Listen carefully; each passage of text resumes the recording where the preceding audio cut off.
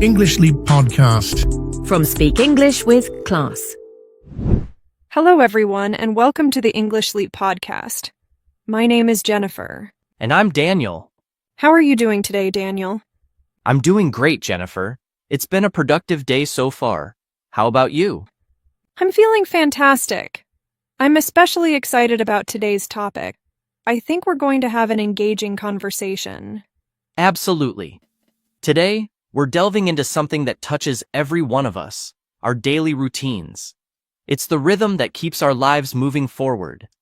Exactly. From the moment we wake up to the moment we fall asleep at night, we follow certain habits that define our day. But tell me, Daniel, what exactly does a typical day look like for different people? That's a great question. Daily routines can look very different depending on your lifestyle, but they're made up of the little things we do regularly. Throughout today's episode, we'll be sharing our own routines, from the way we start our mornings to how we wind down in the evening. That's right. And along the way, we'll talk about how having a routine can help you feel more balanced and in control. It's all about finding what works best for you. Exactly. But before we dive into that, I'd like to introduce our vocabulary expert, Krystal. After each section, she'll break down key words and phrases to help you grasp the language better. Krystal, we're excited to have you with us today. Thanks, Daniel. I'm happy to be here, and I can't wait to help our listeners break down some vocabulary along the way. Wonderful. Let's begin with the morning routine. So as a student, my mornings are pretty structured. I usually wake up around 7 a.m., and I take a moment to stretch and breathe before I get out of bed. It's a gentle way to start the day, and it helps me feel more alert. Then I head to the bathroom to brush my teeth and wash my face. It's a refreshing start. That sounds nice. I wake up a bit earlier, around 6:30 a.m., since my job requires me to start early. The first thing I do is drink a glass of water to hydrate, and then, like you, I brush my teeth and wash my face. It really sets the tone for the day ahead. Exactly. Hydrating first thing in the morning is such a good habit.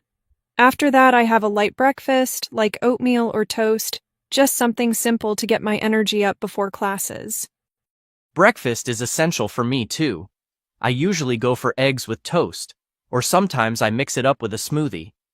After breakfast, I take a few minutes to check my emails and review my to-do list, so I know what's on the agenda for the day. I do the same. I check my class schedule and make sure I'm ready for the day ahead. It's always nice to feel organized before jumping into things. Absolutely. Having that calm, organized start to the day really makes a difference. Now, to help our listeners dive deeper into the vocabulary we've just used, let's hand it over to Krystal. Krystal, could you walk us through some of the key terms from our morning routines? Absolutely, Jennifer. Let's take a closer look at some key vocabulary from your conversation. Stretch. To extend your body or limbs to loosen up your muscles, which Jennifer does to ease into the day. Hydrate. To give your body water. Daniel starts his day with a glass of water to hydrate himself. Light breakfast. A small, simple meal in the morning, like oatmeal or toast. Jennifer prefers a light breakfast to get her energy up for the day. To-do list. A list of tasks you plan to complete during the day. Daniel reviews his to-do list every morning to stay organized. Those are some useful terms from your morning routine. Now, back to you, Jennifer. Thanks, Krystal. I think understanding these terms in context really helps our listeners absorb them better. Absolutely. And now that we've got the morning covered, it's a great time to move on to the afternoon routine. Shall we, Jennifer? Sounds perfect, Daniel. Afternoons for me are when I'm most focused. I usually have classes or study sessions, and I try to take it one step at a time. If it's a long study session, I make sure to take short breaks to stretch and move around. It helps keep my mind fresh. That's a smart approach.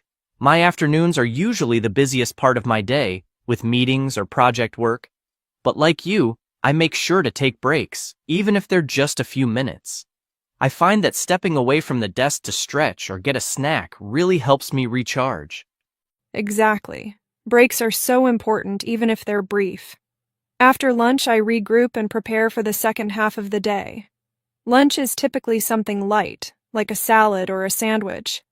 I don't like to eat anything too heavy, as it can make me feel sluggish. I agree.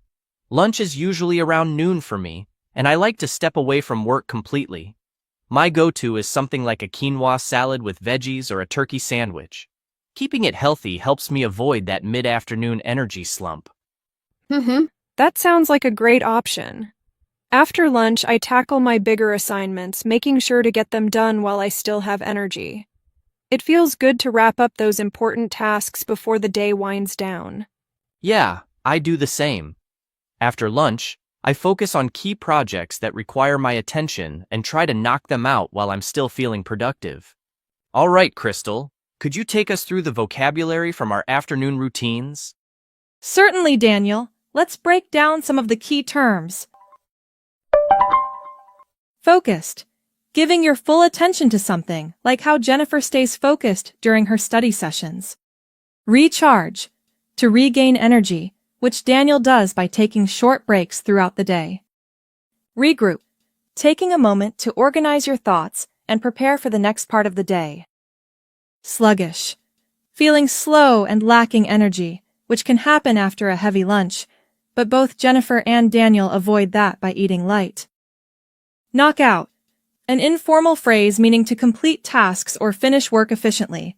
Daniel said he likes to knock out his key projects while he's still productive. Energy slump. This refers to a dip in energy, usually in the afternoon after lunch. Daniel mentioned avoiding an energy slump by eating a healthy lunch.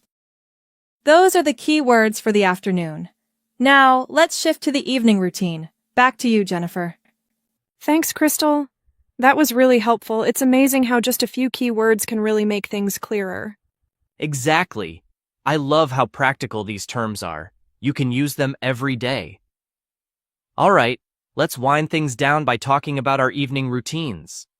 Evenings are when I like to unwind and relax after a busy day of classes. After dinner, I usually take a short walk or do some light stretching to help me de-stress. It's a peaceful way to close out the day. I totally relate to that. After work, I make time to relax too, whether it's listening to music or going for a walk. Dinner is usually around 7 p.m. for me, and it's something simple but satisfying. I like grilled salmon with veggies or a stir-fry with rice. That sounds delicious. My dinner is usually something quick and easy, like pasta with vegetables or a rice bowl. Once dinner is done, I always make sure to brush my teeth and wash my face. It's such a small part of my routine, but it helps me feel refreshed and ready for bed. Oh, definitely. Brushing my teeth and washing my face feels like pressing the reset button after a long day. It's a simple way to shift into relaxation mode.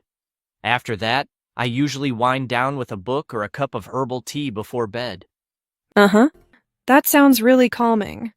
I also avoid screens before bed, instead spending some time reading or listening to music. I aim to get to bed around 10 p.m. so I'm well rested for the next day. Same here. I stick to a consistent bedtime too, around 10:30 p.m., and it's amazing how much better I feel the next day when I get a full night's sleep. All right, Krystal.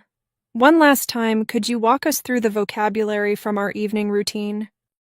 Absolutely, Jennifer. Let's go over the key phrases from your evening routines. Unwind.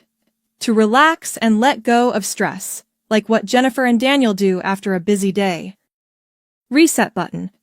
A metaphor for starting fresh, which Daniel mentioned when talking about brushing his teeth and washing his face. Wind down.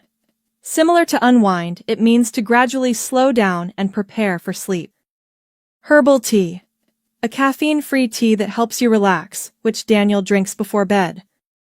And that wraps up the vocabulary for today. Back to you, Jennifer and Daniel. Thank you so much, Krystal, for guiding us through those key words and phrases. It really helps to understand the language in context. Absolutely. It makes it easier to remember when we see how the vocabulary fits into everyday life. So, we've shared our daily routines, from morning to evening, and touched on how important it is to create balance throughout the day.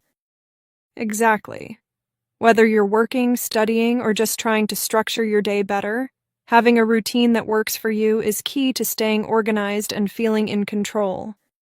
And remember, it's not just about staying productive,